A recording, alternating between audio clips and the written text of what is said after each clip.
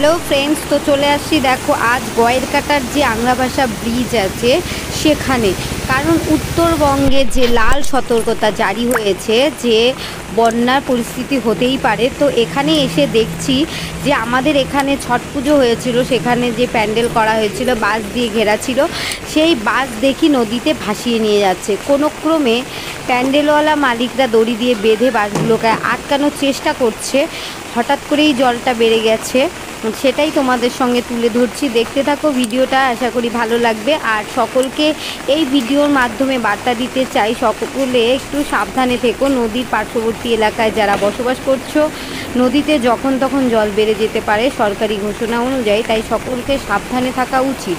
তাই এই ভিডিওটা একটু করলাম যে সত্যি বন্যা পরিস্থিতি হলে কেমন হয়ে যায় চারিপাশে পরিবেশ, তাই তোমাদের সঙ্গে শেয়ার করছি। আশা করি ভিডিওটা তোমাদের দেখে ভালো লাগবে।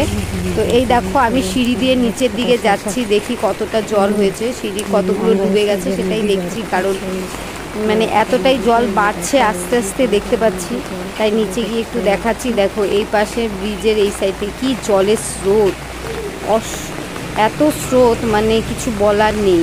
যা গিয়ে তোমাদের ভিডিওটা শেয়ার করলাম, আর সকলকে বার্তা এটাই যে সকলে ভালো থেকো, সুস্থ থেকো, সাবধানে থেকো। এখন আমি আস্তে আস্তে দেখি নদীর ওই পাশে যাওয়ার চেষ্টা করি, ওদিকে গিয়ে দেখি ওই সাইডটা কেমন। সাধারণত ওই সাইডটার বেশি বন্যা হয়, তো এই সাইডটা একটু কমই হয়। তো গিয়ে দেখি, তোমাদেরকে শেয়ার করি।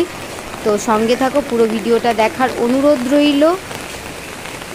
তো এই দেখো আমি রোডে চলে আসছি, আর এসে দেখি শ্মশানের যে সাইডটা, সেখানে দেখো আমার বা সাইডে ভিডিওর কত দূরে কি জল দেখা যাচ্ছে। মানে এখানে নদীর থেকে নদীর যে পার্শ্ববর্তী চর থাকে, সেই চরেও প্রচুর মানে জল চলে আসছে। আর এই দেখো এই যে নদীর পাড়ের যে বাড়ি, সেই বাড়িতেও দেখো কি জল। এই দেখো মানে নদীর সাইডের বাড়িগুলোতে জল অলরেডি ঢুকে গেছে। যাই হোক, সকলে ভালো থেকো, সুস্থ থেকো, সাবধানে থেকো।